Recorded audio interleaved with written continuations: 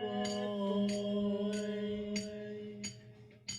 Come out and I know play. you had to do a remix, right? It's the Crack House Podcast with Mike and Rusty. Niggas is mad, I get more butt than ashtrays. I get mine the fast way, ski mask way. Nigga ransom notes, far from handsome, but damn a nigga tote much. More guns than roses, foes is shaking in their boots. Invisible bully, like the boots disappear. That moves you back to me. Take them rhymes back to the factory. I see the gimmicks, the whack lyrics, the shit is depressing. Then Woo! All right, everybody. What's up? It is the Crack House Podcast. My name is Michael Sullivan. Thank you for joining. Joining me as always out in the desert making meth is Chris Heisenberg Muscolino. What's up? Hola, Miguel. Hola, Rob. We're in your neck of the woods tonight. You're watching our buddy from the Boy Scouts relocated to Arizona. Oh, This that's is, right. Rob is out there. He's living his best life out there, man. I see his Yeah, he life on. seems to be having a good time. I hope he watches the show. Seems like a lot of fun. He's always like he was shooting guns the other day, and I think he's in like some club out there. He's like he was at a hockey game shooting guns, horseback ride. It's like adult day camp out there. It seems like for him. So Well, let me ask you this, Mike. I mean, that's well, I don't know if it's an unusual place to relocate if you're a New Yorker or retire. But no, I think that's a big spot for some reason. Is it? I think there are tax reasons why a lot of people relocate like there. Texas is big for taxes. Florida, the Carolinas. There Mhm. used to be a whole list out. I know there's a whole list. If you call like, shit, man, we're almost ready for like AARP, but they like send out lists of like the best tax states for like older people or retirees or what have you. So once you retire, I'd once probably you, say it's Florida for number one, right? I think you know what I think is a big one too, Nevada, because the casinos basically fund the entire state, and Gotcha. there's what the hell else is there besides like Vegas and Reno in that state? I would probably say Florida. I think the warm weather states for New Oh York. yeah, it is. It is mostly like warm weather. Like you're absolutely right. I know the only Texas. one is like California, because California is basically like New York when it comes to taxes and everything. So We have a cousin living up there, up in the northern part, which is super expensive. And I think you have a sister-in-law whose family is out there, right? Or from yeah, out there? yeah. My Yeah. sister-in-law is from like the Los Angeles area, Orange County. Which, by the way, I love. I love California. You know, Oh yeah, me and my wife went out there years ago, and fantastic. I just don't know in terms of like retiring, man. I don't know if that's the play. Well, I know I wouldn't retire to California just because, like I said, the tax wise, it's like moving to New Right. York and paying the same taxes. But Weather's no, beautiful though. but like yeah, where Rob is out there, I think it's like Arizona, Nevada, Texas. There's a whole bunch of those like southwestern states, and then you start moving over to like Florida and the Carolinas that are like really, really tax friendly. I think Georgia too is one of them because I know a lot of guys that retired down there. My in-laws are in the Carolinas, which are good. I think South Carolina is even better than North Carolina when it comes to taxes. The weather's it's better than here. I know you have some relatives in the Carolinas as well. Um, I don't know, man. I think as I get older, as we get older and stuff, me and Mike are pushing 50 this year, the big 50. Mm-hmm. Florida's looking more and more attractive in terms of taxes, the weather, I would the nah, politics. man. I couldn't live down there, man. It's too hot, man. I don't mind it, Mike. I was do, talking to a man. guy at my job, my primary job today, and the guy was he was in Florida. He was a transplant from Mount Vernon, and he was like, I thought the same thing, but it's like, you get older, and it's like you don't mind the heat, you mind the cold. I don't know, but I hear you. I mean, listen, we've been down there.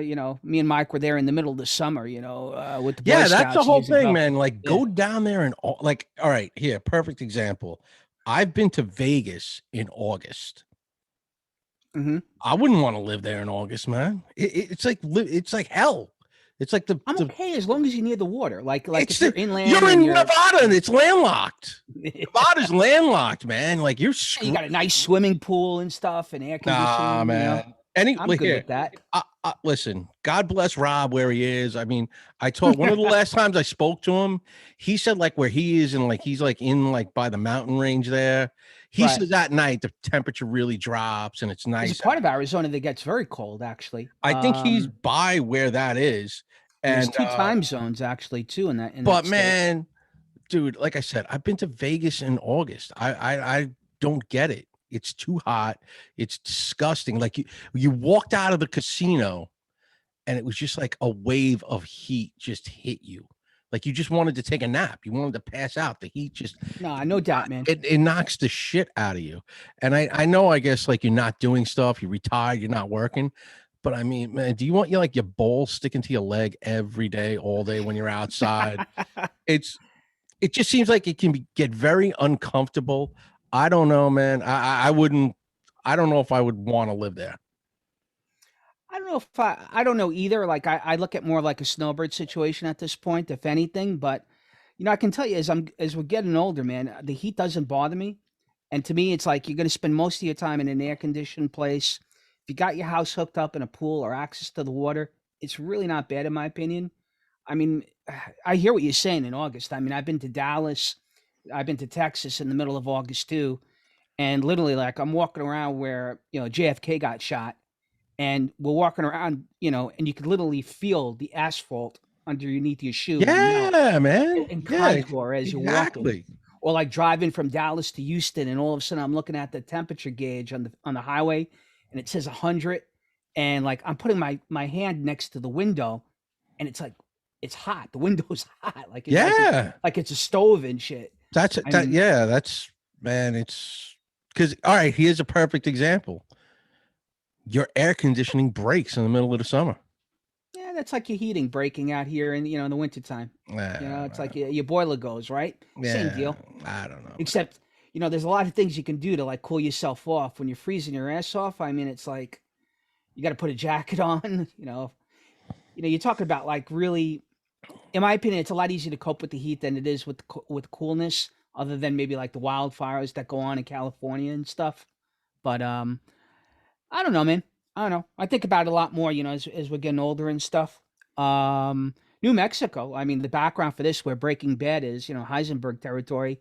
That's New Mexico, and supposedly that's beautiful. There's a lot of scenic stuff, other than the scene from the Close Encounters of the Third Kind. I think they filmed that out there. Albuquerque's supposed to be beautiful, very scenic. I wouldn't mind the Southwest, man. I really wouldn't. But that's just me. See, I know one guy that retired and went out there, and he didn't last a year in Arizona. He just said, "The hell with it." He goes, "Dry heat my ass, man." He goes, "It's too hot," and he wound up in the Carolinas, and he loves it. So Carolinas aren't bad, man. I mean, they really aren't. I mean, my relatives live in Charlotte or outside Charlotte. They've been there for about 20 years. I've spent a lot of time traveling down there. Nice city, a little too slow for me. It's gotten better throughout the years, since they've been down there. A lot of transplants, but definitely a different culture. When I got married, Mike, I made the trek out to Suffolk. I know you kind of made the reverse trek when you were a kid.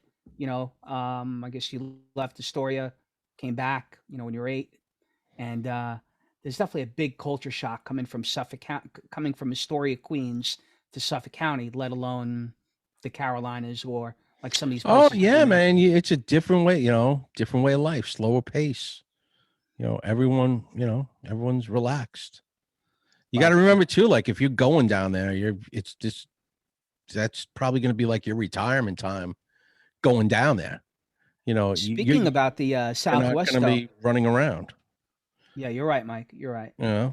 Speaking of the Southwest and comedy shows, have you seen what this Texas governor is doing? Like he's busing these illegal immigrants and dropping them off in Washington, D.C.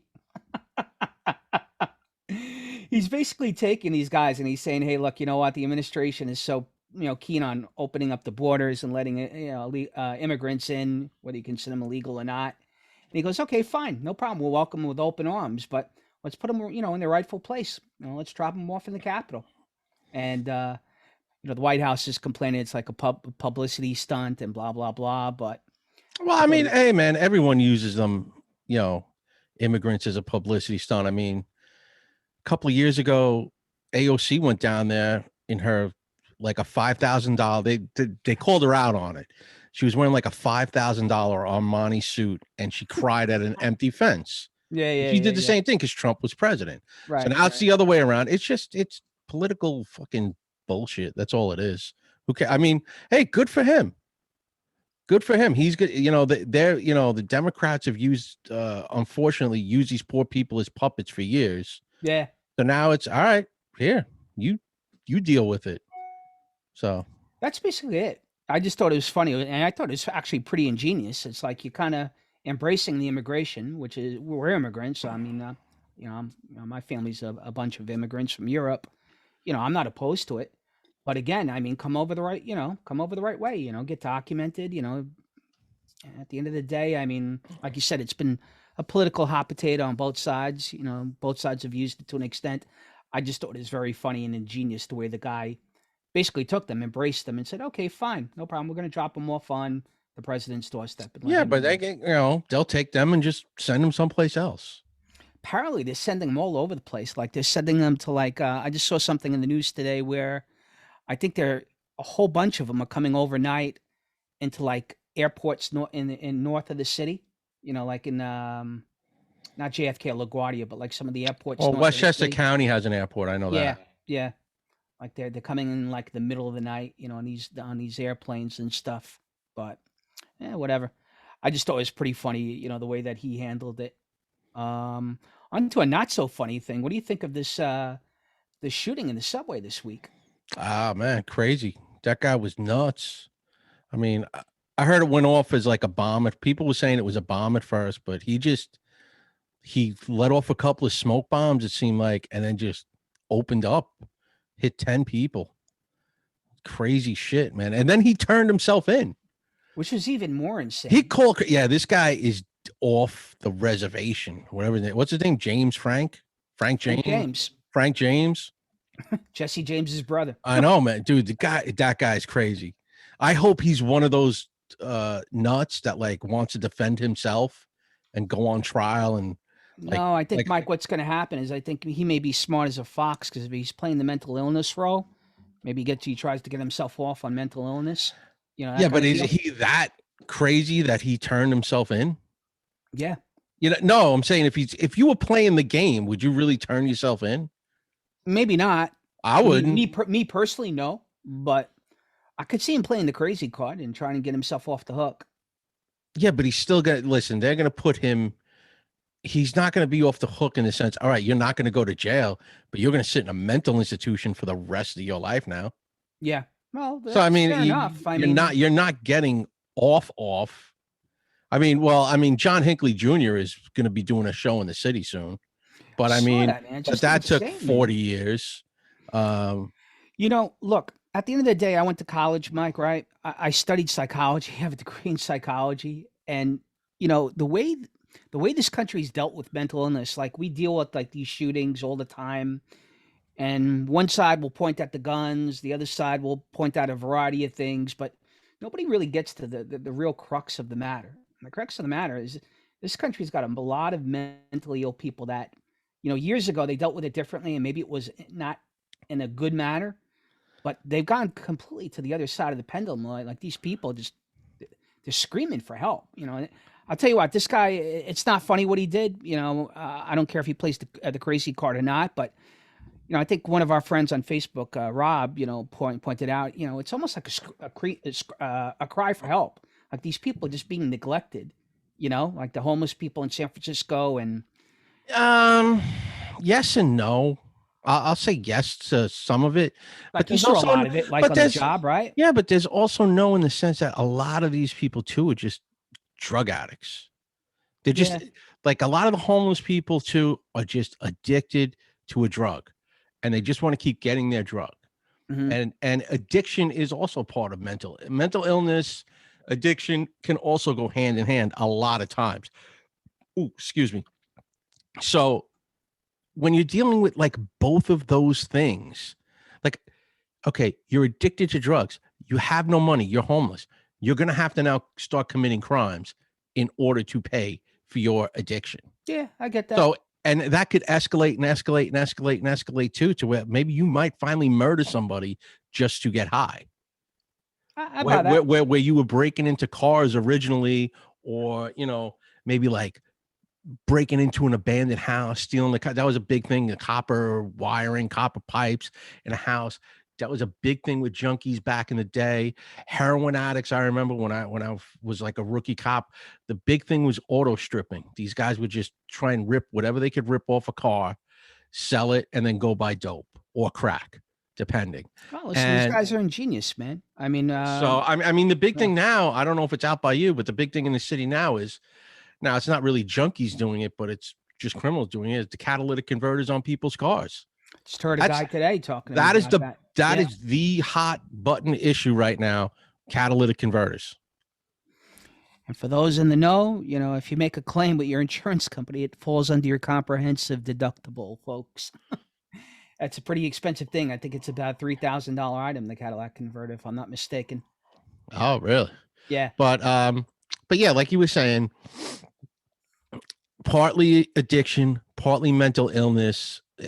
What is like the perfect solution? There is no perfect answer for it. There isn't, but you can't. I think the country has gone to the point where, you know, they used to have like horrific environments 100 years ago for mentally ill people. They had these mentally ill places. You read stories in the 80s of how staff used to abuse these people. My wife works in the field. She works with, you know, special needs adults who are on the spectrum. Even those people, to an extent, you know, what's allowed in like places like that. I mean, it's completely crazy, Mike. I mean, some of these people that are, you know, known as consumers, they can assault staff and kind of get away with it. You know, Yeah, it does. Like you said, it's crazy. but it all falls under that. So you But- go from Yeah, but then Chris, are you gonna? All right, so then some guy that's a complete nut, you can't put him in a jail. you can't put them in jail, but you can't let them in a place where, you know, they treat those those people. He's And got to they're- be isolated somehow. There's got to be like a medium. Like some of these people, I can hear stories like, you know, you're talking about guys that are jerking off in front of staff. I mean, it's really, really insane. Or people getting assaulted and stuff. And you know, all under the guise of, well, you know, they're mentally ill or they're special needs, and they kind of get away with it. And no, I don't agree with the fact that they should be in Yeah, jail. but and they stuff, they but- have they have to be like separated. That's Right. I mean, that's the best possible thing you could do.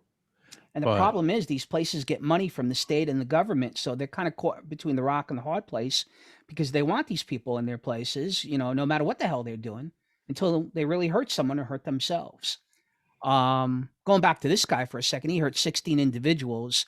I just found a couple things funny. I mean, the biggest thing, a friend of mine, Mike, on Facebook, I work with Mike. He made a comment, and I think we talked about it off air about the surveillance cameras were not operational when this all went down, Yeah. which was kind of bizarre. You know, they can take a 50-yard screenshot of your license plate as you're blowing a red light, but all of a sudden the surveillance cameras when you need them are not operational in the city. Yeah, very odd.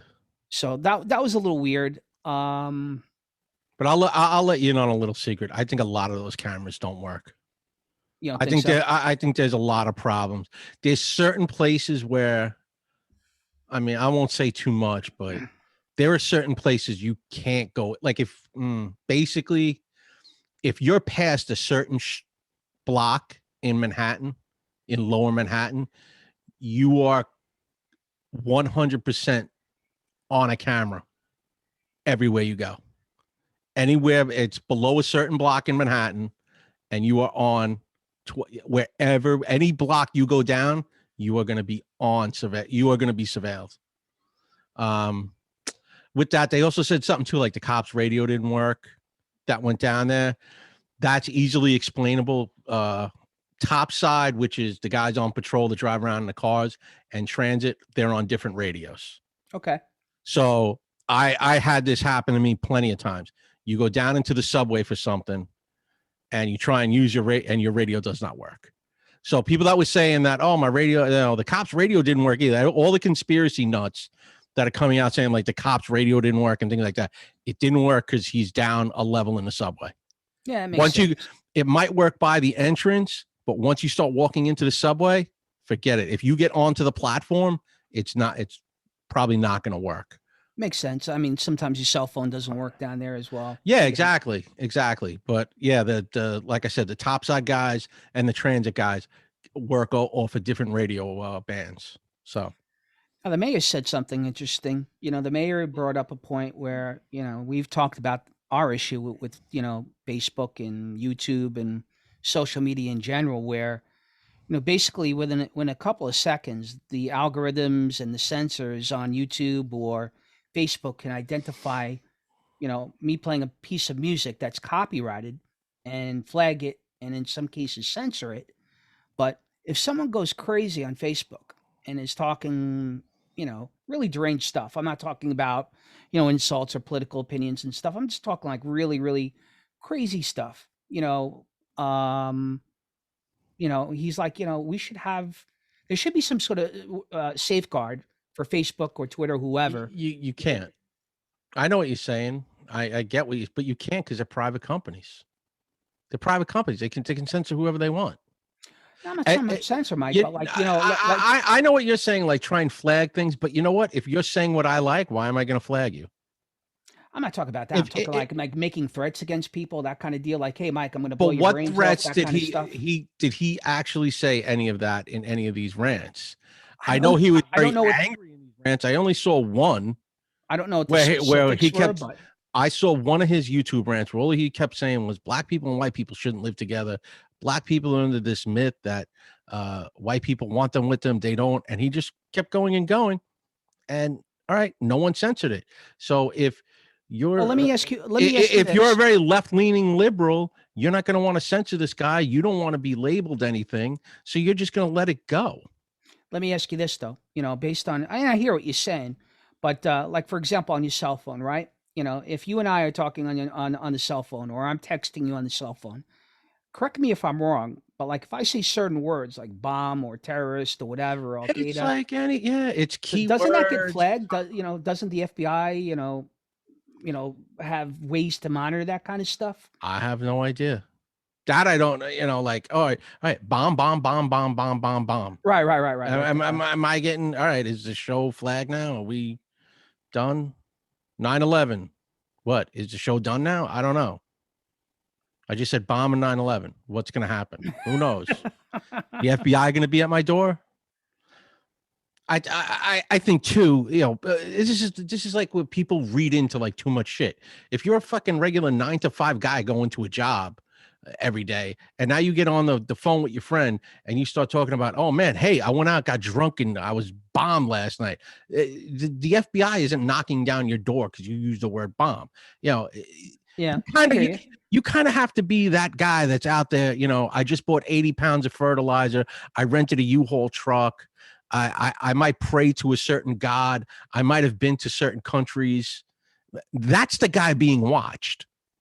Not usually the guy that just, says that, hey man, did you watch the game the other night? Yeah, that was some bomb he threw at the end of the game. No one's looking at that guy.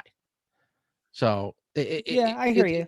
It's the same way, like all these, it's the same way stand-up comedians who work shit little clubs like me were like, oh man, someone's going to come on stage and smack the shit out. No, they're not. That was Will Smith. That was the biggest stage in the world. It's not happening to you in fucking the middle of nowhere in some little shithole on the Lower East Side. That's not happening. Yeah, good point. I just, I'm not saying that there were flags with this guy, but I thought the mayor had brought a good point. Where social media will go out of their way to. But you're right. You're absolutely right. He should have been like, look at what this maniac is saying, and he had a criminal record on top of it. Right. So.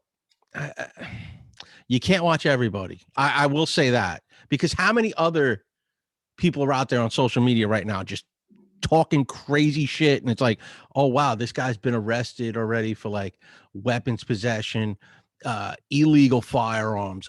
He's got bombs in it. You know, he made bombs in his house. He's already done time in jail. He hangs out. He's associated with this gang. He's associated with this militia group, whatever.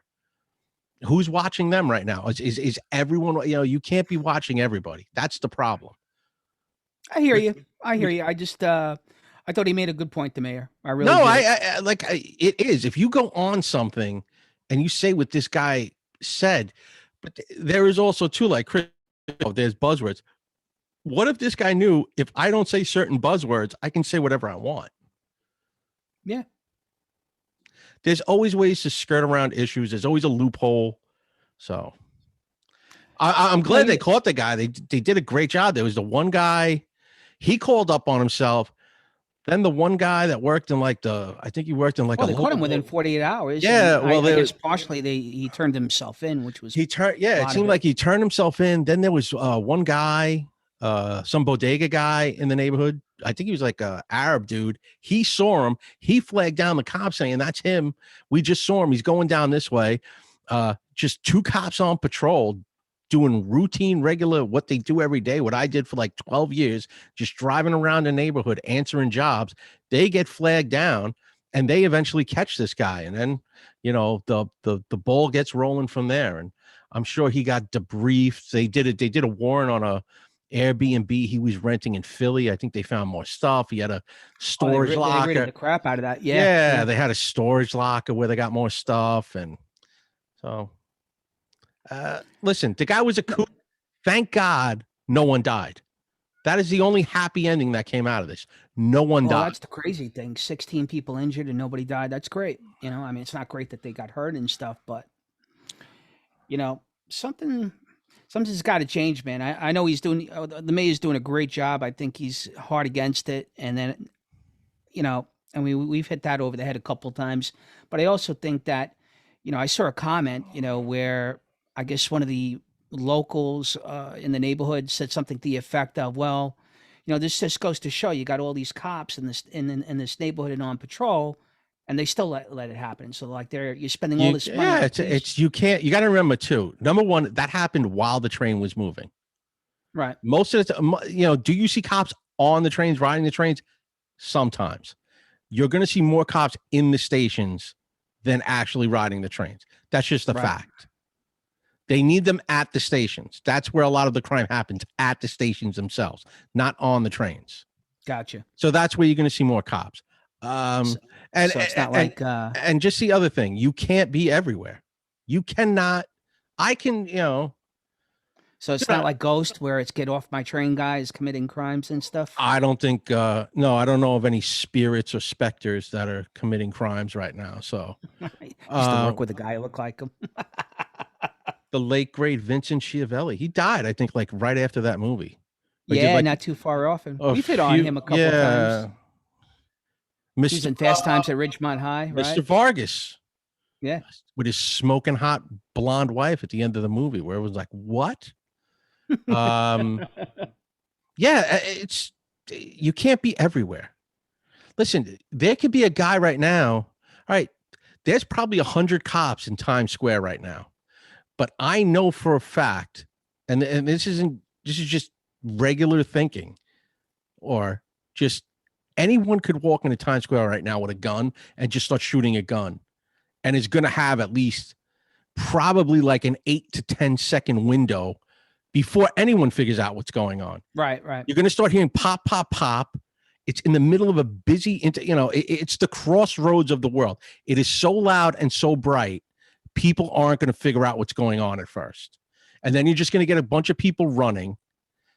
And all that guy has to do is just blend into a crowd and take off. And he may kill, say he's got a gun with 15 bullets in it. If he just points the gun eye level and just lets it go, he probably could kill like 15 people, blend into a crowd and walk away. And they'll catch him whenever they catch him. Well, again, it just points to the fact, I mean, there's got to be cameras there, right? There's cameras. You're probably going to get caught. Most likely, 99.9%, you are getting caught by either the NYPD or the FBI or some other federal agency. You're going to get caught. But like I'm saying, you have this giant window. Here, look at this guy. This guy dude, this was shit out of a movie. This guy dressed up like a transit worker, did what he did, threw on a gas mask, smoke bombs, and then just fucking let loose with a gun and then walked off like he was like some transit worker. Like the guy at the end of The Professional till Gary Oldman kills him at the end of the movie. Or like Pelham 1, 2, 3, where they were dressed up. Or like the town. Yeah, where exactly. Shit like that. Yeah. I mean, this guy had half of, that's why I'm saying, like, okay, is he crazy? Is he not crazy?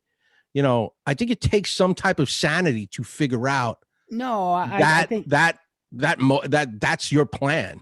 I think he's mentally ill, Mike. I think he's probably got some, you know, he's a smart guy. I mean, I don't think he's stupid at all. I mean, he's got a different viewpoint, you know, a viewpoint that, you know, maybe we'll get onto it in a couple of minutes, you know, between Rogan and Bill Maher, but, you know, he's got a different viewpoint that is probably not a popular viewpoint, probably offends people, but, you know, it's good. It's a good call. You know, is he crazy or is he crazy like a fox? You know, I don't know. We'll find out. Right. Yeah, he's going to get evaluated. That's the whole thing now. Like he'll get evaluated by 3 or 4 different doctors. Is he capable? Is he able to stand trial as a sane person?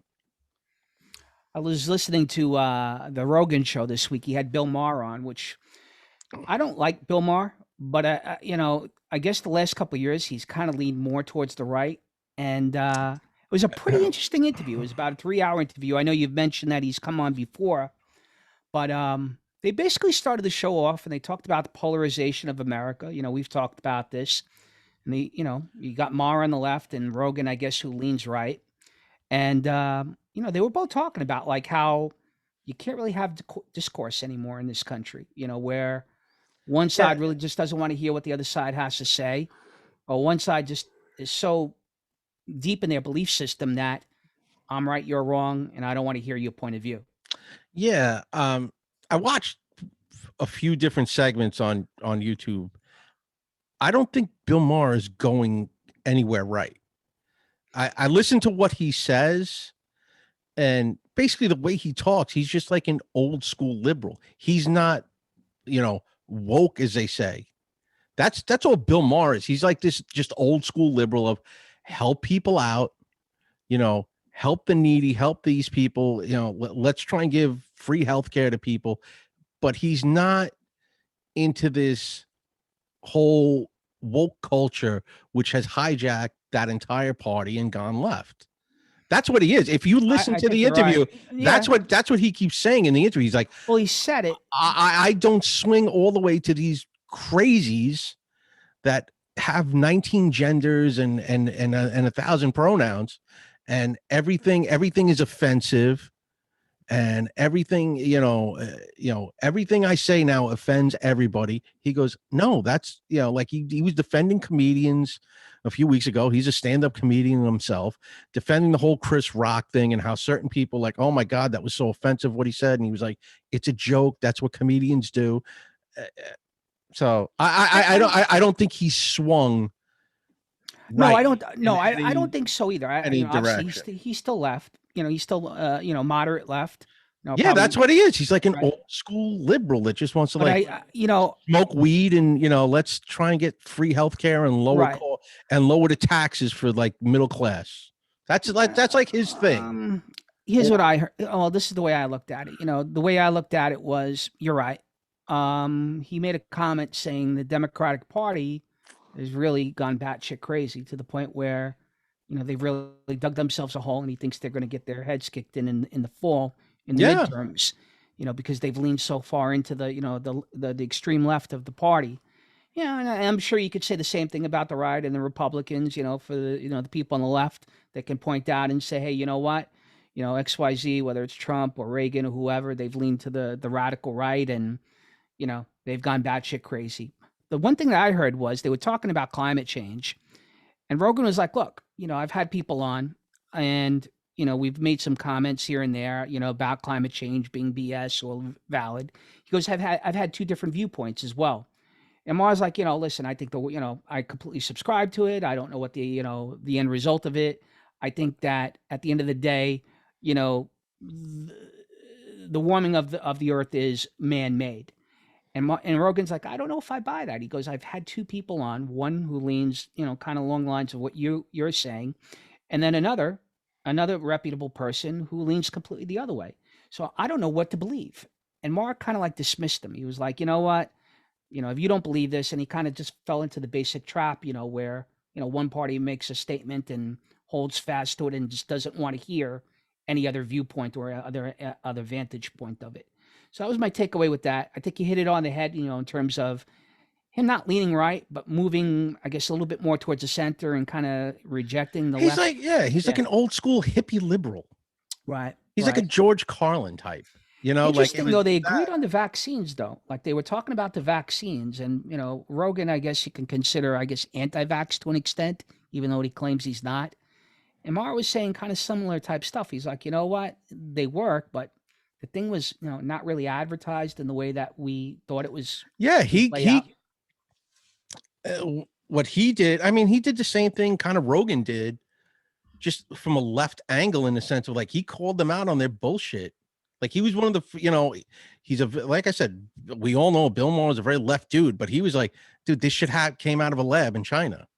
When everyone on his show would be like, no, they both made the comment. No one knows. No, this is from a lab in China. We all know this now. And they both made the comment. Check this out. They both made the same comment. They're like, you know what?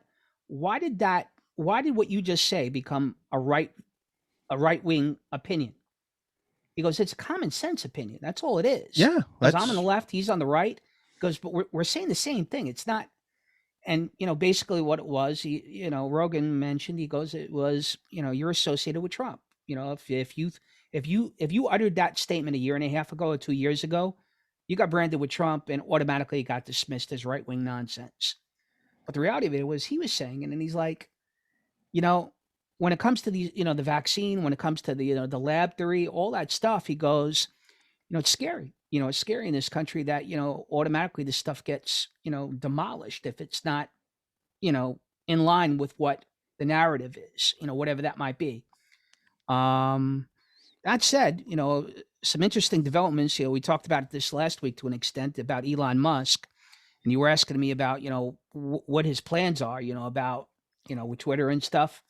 So I guess he made an agreement with Twitter, Mike, last week, in terms of like, I guess getting a board seat for an exchange of capping out the amount of shares the guy could own, which I think was a 15% stake. He turned it down after he made an agreement with Twitter. And basically he turned around and made a $40 billion offer to buy the company outright at a set stock price. Twitter turned it down. And now what they're doing is, I guess they're turning around and, as a poison pill, they're going to release more shares into the float to kind of dilute the thing and make it more expensive for the guy to buy. And, going along the lines of what I was just talking about with Rogan and Maher, there's an element of this country that just wants to control the narrative, in my opinion, on social media. These companies are run by very left-wing tech guys. There's a few individuals on both of the boards of Facebook and Twitter. And a lot of stuff that we're talking about and that Maher talked about and Rogan talked about, it's like, if it doesn't fall in line with their belief systems, it gets obliterated. Like, you can't. Yeah, that's what we just said. If you don't agree with it, it's the private companies. So if I don't agree with what you're posting on my site, bye, you're gone. And that's just the way it's going to be. Unfortunately, that's just where we live, the world we live in. As messed up as it is, that's just the way it is, Yeah, I agree 1,000%. I just think that, there's an argument to be made that these companies no longer are private companies, but they're more along the lines of utilities. I guess Musk's premise is that Twitter has become the de facto town square of modern society. And, to think that that's, controlled by a couple of individuals in Silicon Valley is crazy. And I think that was kind of the premise, there's another avenue that says this is too like what Maher was saying on Rogan. No one has common sense anymore. Right. No one has. If you believe everything you read on Twitter and Facebook and all these other like bullshit gab sites, where people can just pour out their feelings and not, fact or truth, then shame on you. If you can't develop your own thought and you need somebody with a blue check mark to validate your way of thinking, then, shame on you, man. I hear you. Let me ask you a question. What do you think is the difference between these companies and like a company like, like say for example, MySpace, 20 years ago, or like America Online, right? Because AOL. no one was going politically nuts 20 years ago. No one polarized a country like the guy that sat in the White House from 2016 to 2020. No one was that polarizing. And that's where everything took off. I would disagree to that, Mike. The guy was a lightning rod for the last 4 years. I think he was. I wouldn't disagree, but I would tell you, I think Reagan was just as bad. You just didn't have social media back Yeah, then. exactly. People want to, people are on Twitter. The majority of people on Twitter all want to lean left. And then you have this small pocket on the right who go back and forth with each other, like, shut up, snowflake, shut up, you and your militia. And you're going to take it. It's all it is. It's basically a bar without alcohol or a bouncer. That's all it is. People arguing back and forth over stupid bullshit. Yeah, I hear you. Like I said, there is no common sense, and most of these people, if you probably met them in person, wouldn't say boo to you if you walked right in front of them with a fucking MAGA hat, or if they walked in front of someone else that said, free abortions for everybody. The two people that hated those people wouldn't say shit to them. Yeah, I agree with that. It's nonsense. It really is nonsense that, like I said, if you need a blue check mark in your life telling you what's good and what's bad, you lost the game already, man. You lost the game. I buy it. I just thought it was pretty interesting. I thought the Mar Rogan thing was very interesting. You got people really, like you mentioned, like on the opposite ends of the spectrum, and they're smoking weed on the show, which I guess is legal now in most states. And, they're actually agreeing on a lot of stuff, like you said. I just saw, what is it? Weed. Did you see that thing with weed with cops in Jersey? Off-duty cops. What was that about? I don't know, but dude, go become a cop in Jersey. It's probably going to be a real cool job now. Off-duty, you can smoke weed. I don't know if there's a parameter of, if there's hours, how many hours before work you can do it, but I guess I like alcohol, I guess, at this point. Well, right? I know too, in like Canada's the first country, I think, that has made it completely legal, the whole country. And I know one of their major police departments up there, they just put out like a blanket statement of just don't do it at work. That was it. That was like the entire statement. Like, I gotta imagine it's like the alcohol policy. Like if you come to work drunk, you yeah, get fired, right? It's gonna be. But like, I mean, weed stays in your system for like 30 days usually anyway. Yeah, but I guess so here's the thing. You're not high, but here's the whole thing. Like, how much do you know? Like, do they know how long ago? Say I just smoked a joint right before I went into work, and now an hour into my shift, I shoot somebody. Like I'm probably high. Well, so like, how is that gonna work? Like you go out last night, right? You're on the job, and you get bombed, you get shit faced, and you wake up with a hangover, and your shift starts at 9 o'clock in the morning. Technically, you're still hungover, right? You may be cognizant and stuff. You may not be drunk, but I'm sure if I give you a breathalyzer, your BAC is probably still up there, right? It's the same premise, right? It's gonna be like people have said it's a slippery slope. I know in New York City, the last police commissioner, Dermot Shea, was like absolutely not like on board with it.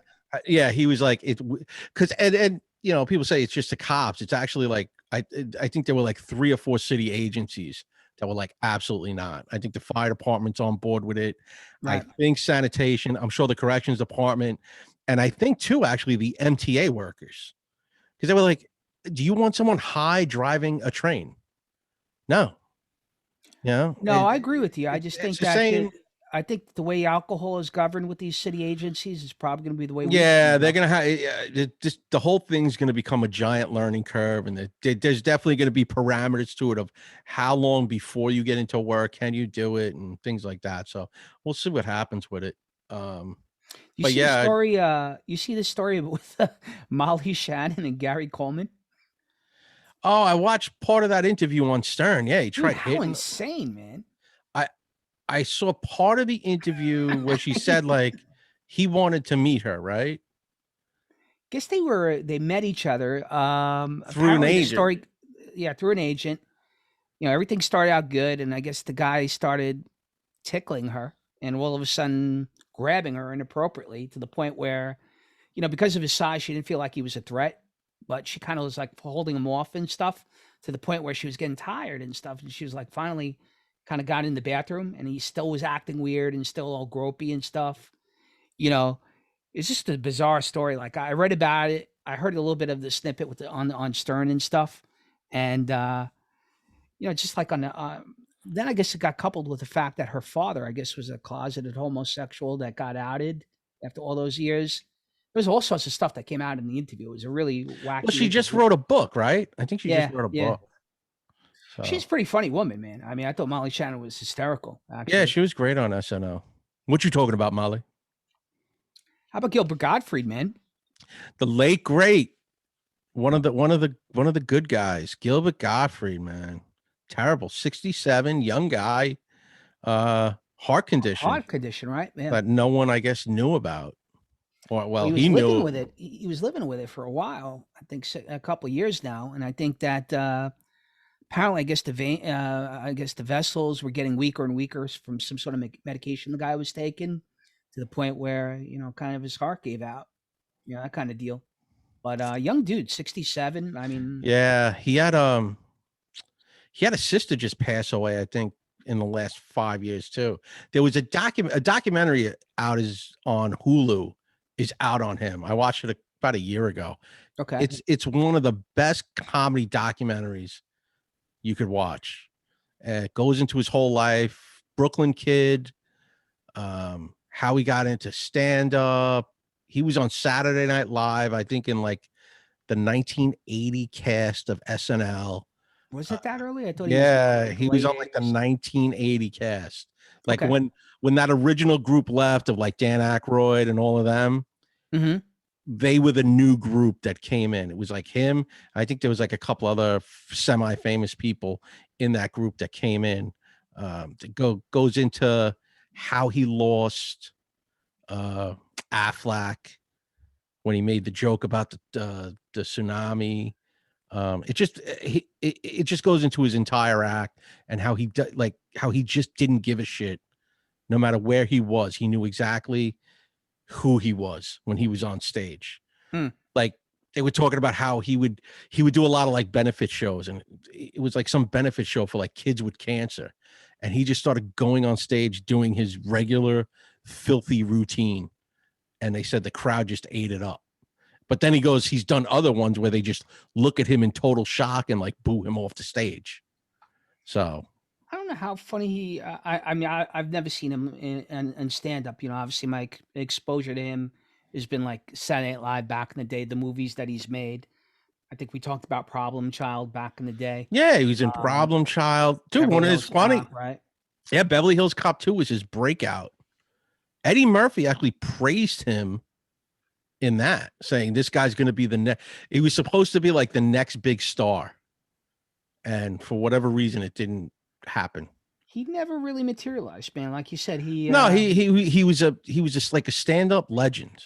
He's one of the greats up there that in the last 40 years to do it. When you see him go and say, I mean, his act is just insane.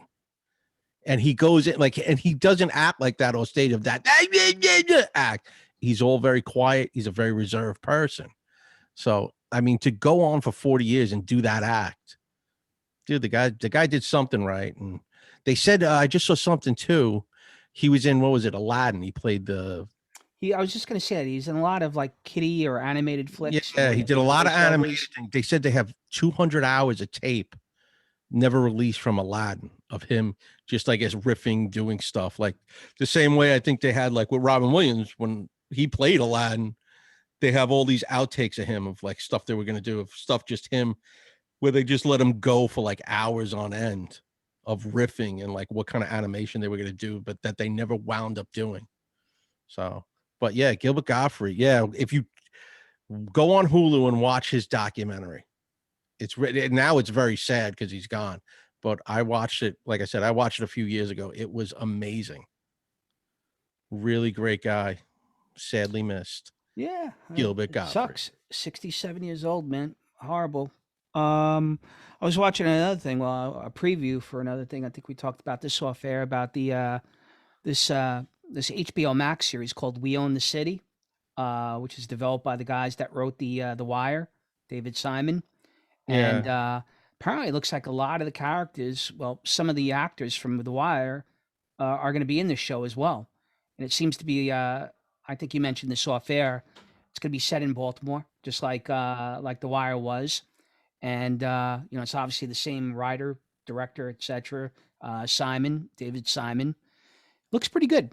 Have you seen the prequels or the trailers? Yeah, I watched the trailer for it. It looked pretty good. It's what's his face, the Punisher guy, Bernthal, the guy from Wolf of Wall Street. He seems like the lead, plays a dirty cop. I think it's based on a true story. These guys were like, I think they were like shaking down drug dealers or ripping off drug dealers. I'm not sure. Who's the English actor who plays the Irish cop in The Wire? I think he's in it. What's his face? Macaulay. What the hell was that? Oh, Dominic West, the guy. Yeah, the actor. Oh, he's in it too. Yeah, like I only watched it once. I saw. Yeah, they looked like there was a few people that were from The Wire. He's good, man. He's really good. That guy, Dominic West. He's a guy from the United Kingdom. I think he's either Irish or English.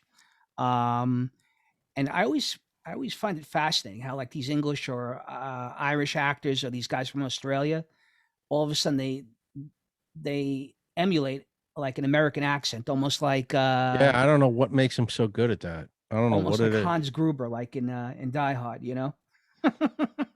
Yeah, but it seems like they really just gravitate towards like certain accents though. Like they don't go for that nondescript Midwest accent. Like they want some East Coast or like West Coast or Southern. Like what's his face was in that last cowboy movie, Benedict Cumberbatch. Yeah, he's sure good. He Another had guy a is accent. Daniel Day-Lewis has done a couple, right? Yeah, he's got all these different, like he was doing, I think for like Lincoln, and what was it for when he did like Gangs in New York, he went to all these linguists to find out like what was a New York accent like in 1870, in like 1875 or 65, right. Whatever the hell it was. So well, I think that was set at the beginning of the Civil War, the Gangs in New York. Was it? No, yeah, the draft riots, right? Because the draft riots were in it, right? And then he did There Must Be Blood or There Is Blood. Yeah. That was the a oil weird thing, movie. the oil baron thing, which was a weird movie. And then there's some guys like I don't know if they can really pull it off. Like Colin Farrell is a guy that I'm not a particularly big fan of him to begin with, but does he have an Irish accent or is he an American guy that? No, he's an Irish guy. Oh, he is. Okay, so he does a pretty good job. You know, he's an Irish. Yeah, a lot of his roles. I think it's amazing when you finally see the guy getting interviewed. You're like, oh shit, that guy's from England. That guy's from Ireland. Christian Bale is another guy. Yeah. Russell Crowe's another guy. You know, I find it pretty interesting. You know, let me ask you this: what do you think is more difficult, an American guy or a guy like us, you know, from New York, emulating an English accent, or one of those guys emulating like a New York City or well, you don't. Accent? When do you really see that? When do you see the American actor with the English Irish accent? Really, it doesn't happen that much. Like, all right, Tom Cruise, Far and Away. Well, it was more of like an Irish brogue, I think, than anything that he was. Yeah, that's what I'm saying. Like an Irish accent, an Irish brogue. Tom Cruise had that in Far and Away. I think it might actually be easier to do like an Irish brogue than an English accent. I don't know, dude. You have to like just stay in it and fucking people. You know what it is? They say that if accents too are like here in this country, northern accent, southern accent. Every part of England has a different accent. Oh yeah. where people can fucking pick up. So if you're supposed to be a guy with like a Cockney accent, and you're not doing Cockney it. accent is completely different than London. Yeah. Yeah, absolutely. exactly. Like, So you there's can't all understand that. what the hell those Like, people are saying. who is it? I was just trying to think. Like Brad Pitt and Snatch. He was playing like one of them gypsy dudes, and you can't understand a word he says. Right. Or, but you don't see that many, for whatever reason, American actors with English accents. Really. No, I can't really think of one off the top of my head. I mean, I'm trying to think of guys that have played with English roles. Even Titanic, we were talking about that last week, right? Billy Zane. Would you classify that as an English accent? No, he didn't have an English accent. No, He was like an right? American businessman. Right. I think he played in a movie or whatever. So Yeah. Yeah, nothing comes to mind, Mike. How about no, I was going to say it. Have you seen anything, or have you subscribed to CNN Plus? no. I want to check out this Anthony Bourdain movie Roadrunner, which I think you got to pay for on Amazon Prime. I don't listen. Enough with that guy. How long's he been dead now? It's about 3 years, 4 years. It's over, man. They already replaced him with Stanley Tucci. They don't give a shit. They moved on. Yeah. What am I gonna watch? But what am I gonna watch about this guy? He loved to travel the world and eat food. He did fucking a whole series about it.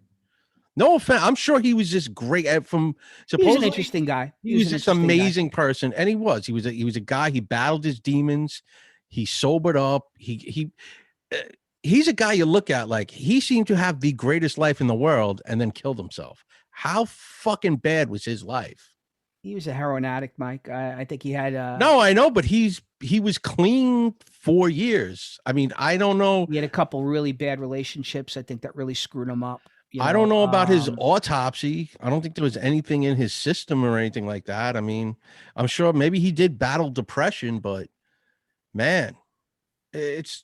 I mean, what are they really going to show? Are they really going to get in deep on him? I doubt it.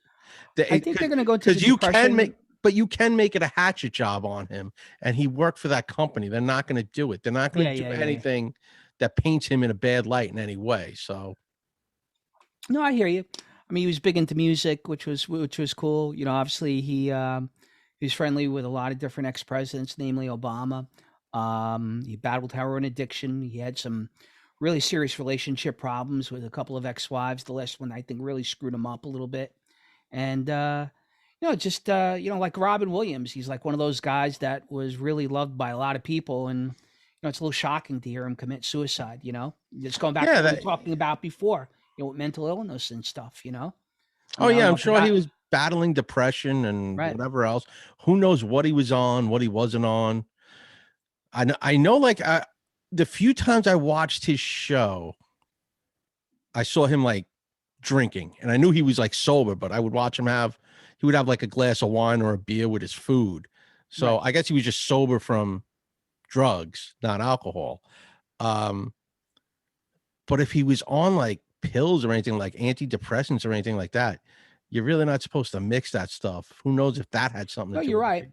I found the show pretty interesting. He had a couple different ones. I think Reservations and and the most recent one that he did.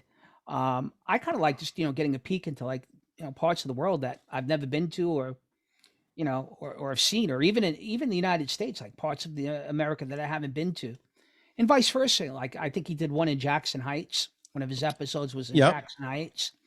He had a couple in Queens where he did. Well, that's was cool.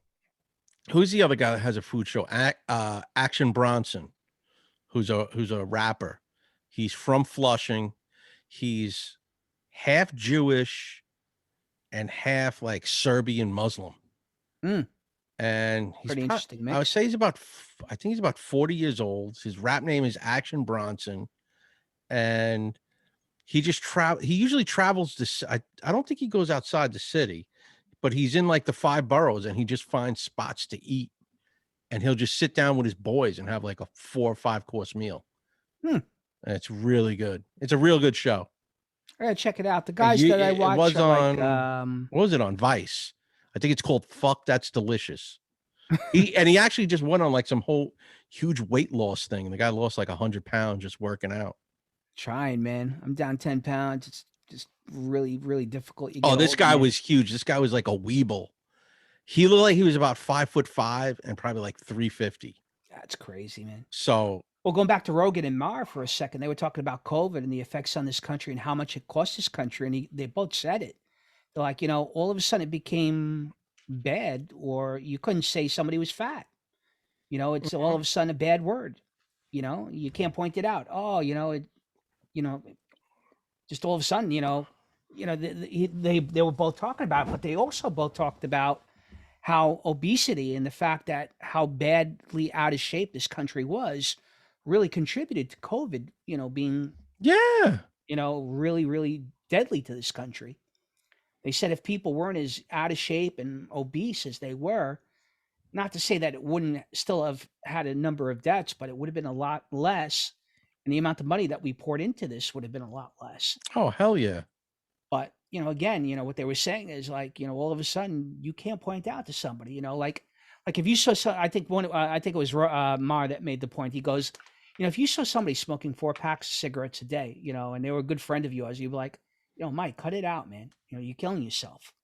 But like, if you see the same guy, in McDonald's and he's 400 pounds and 5'5", and he's wolfing down 3 Big Macs and supersized Cokes and stuff, you can't say anything to them because all of a sudden you're not sensitive, You're to body this shaming. person's plight. Don't body You're body shame. shaming the guy, and what they were saying is, there's a double standard. Somebody's smoking, you can point that out. Hey, listen, you're hurting yourself, you're killing yourself. But the same guy who's like having a 5-course dinner, when he's 400 pounds and 5'5", I'll leave him alone. That's not right. Yeah. That kind of stuff. And they said it was crazy because, again, this country is so obese, and there's so many people not in really good health and good shape. It cost this country so much more money than it would have. Yeah. Wasn't it like 4 trillion or something they were talking It's an about? insane amount of money, man. Because they were talking Absolutely about insane. how much they spent on like war compared to that. And they were like, they only spent 1 trillion on like Afghanistan. And he goes, Right. we spent 4 trillion on COVID. Something like that. It's a lot Something of like that money, was man. said. I mean, think about the stimulus checks that went out, the money, the shutdowns, Yeah. all that stuff, the impact that it had on the economy. It was insane, man.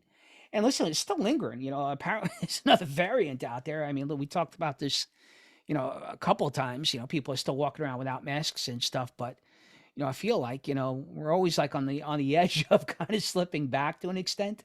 Like, I don't think we're going to a hard lockdown again, but, it gets scary. You read about this stuff here and there. But a couple things over the weekend they're coming out. Better Call Saul, the last season starts.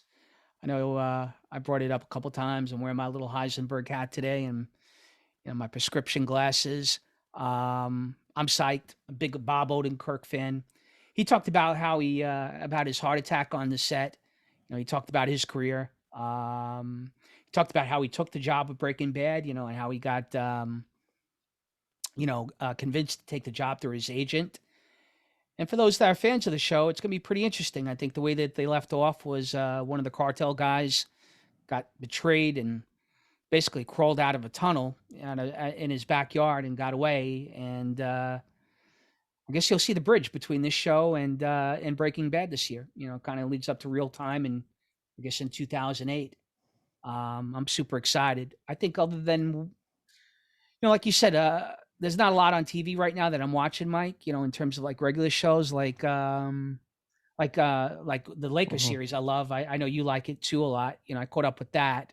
Yeah. I think I just saw, who Frank Caliendo is? Yeah, of course.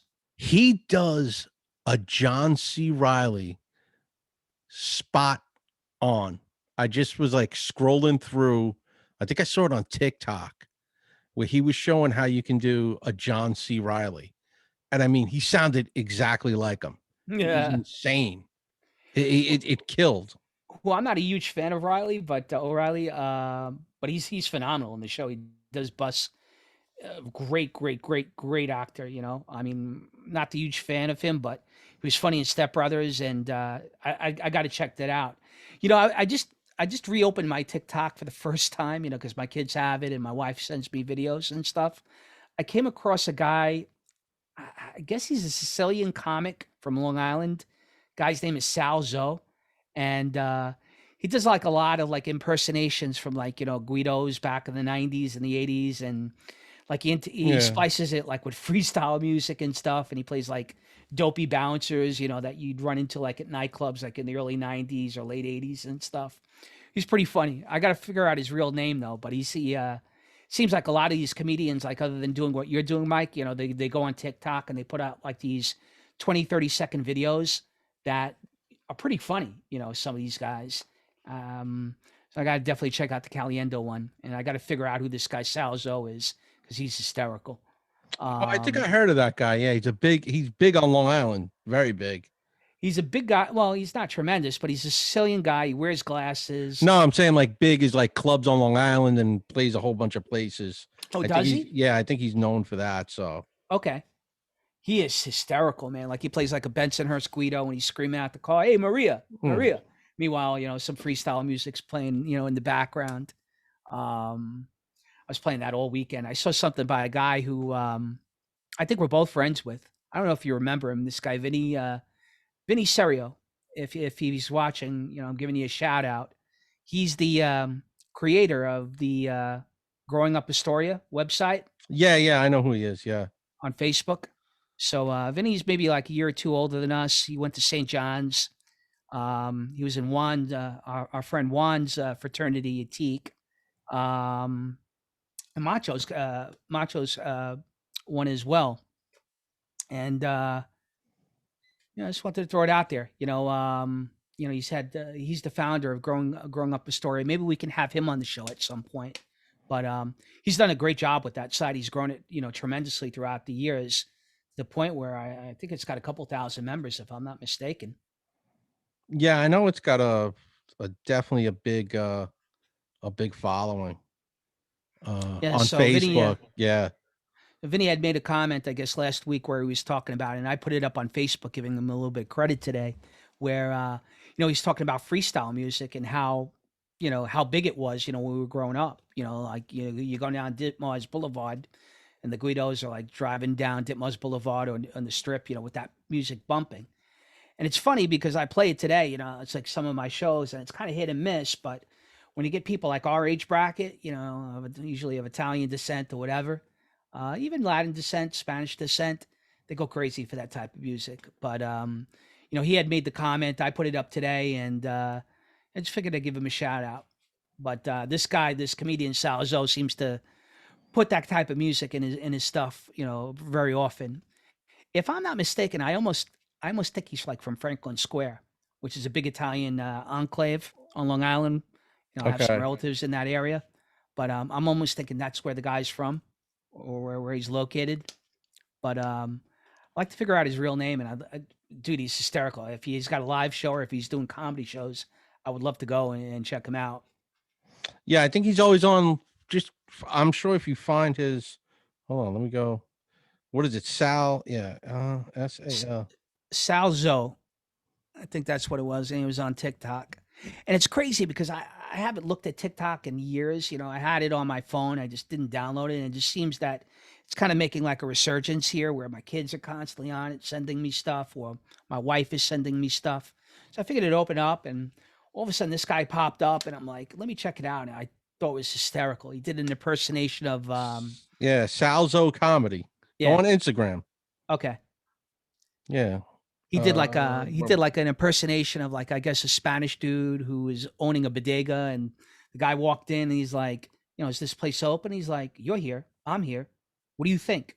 And then he said something in Spanish, and the guy's like, what are you calling me stupid? He goes, listen, are you taking your medication? Get out of here. Now we're closed. But the way he said it was like perfect. It just harkens back to like all the bodegas that you used to, go into when we were kids, and, you run into characters like that. But interesting guy, man. Interesting guy. I'm sure I'll come across the Frank Caliendo thing too once we're done. I'll check that out. Yeah, the Frank Caliendo, man. It was just insane. Like if you closed your eye, it was that one of those close your eyes moments. Like, oh, dude, shit. He was great, man. He did the impersonations of Madden. Who's the other guy that he used to do really well? He did a great Gruden all the time. Gruden, right. he was always on the football shows. He was always mimicking those guys. But gotta check out Doctor Strange, and Doctor Strange 2, I think, is out or is coming out soon. Have you seen that? Yeah, I saw the previews for it. It looks Previews. good. Okay. Well, it just looks like that's the new direction now of just create a multiverse and just bring back a whole bunch of old characters so people feel nostalgic and get people to go see the And movie. it's crazy. I think that the new Batman movie is coming out on HBO Max in a couple weeks, like you said. No, in Yeah, like 3 days. I almost feel like stupid, like seeing the movie in the theater. It's like now it's on HBO Max. It's like I could have seen. The Yeah, whole I'm thing just gonna on wait the- and I'm from my gonna watch. house. I'm just gonna watch it in a couple of days, and that's gonna be it. So Insane, man, insane.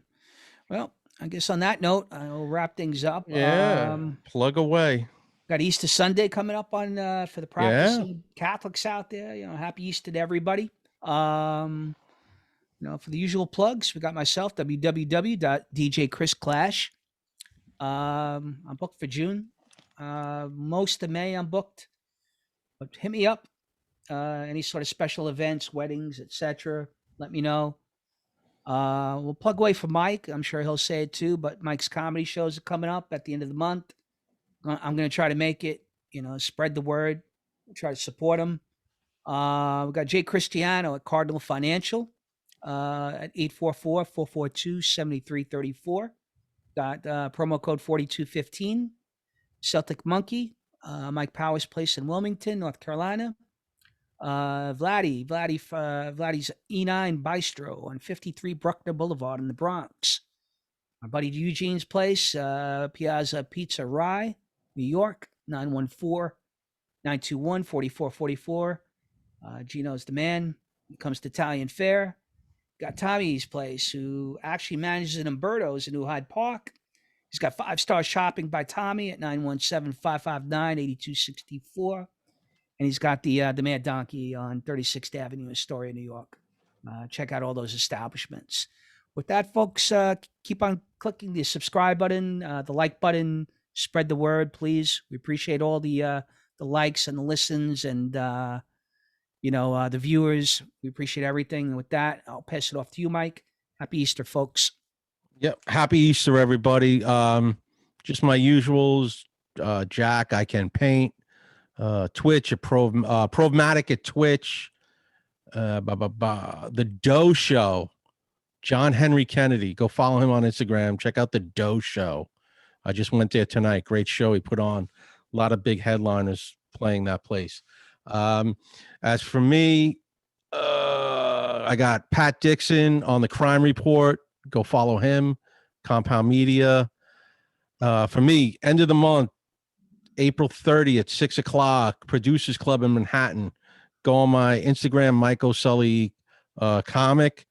You can check out the date. There's a link to the tickets. You can get tickets on my Instagram page. I'll give you the link is on there in the bio. April 24th, I'll be at O'Keefe's Bar in downtown Brooklyn doing a show at 8:30 for Punching Bag Comedy. And I should have something coming up in Manhattan for the Producers Club on 44th Street, probably first week of May. I'll let you know once I know. Other than that, enjoy your Easter. We'll see you next week. Good night, everybody.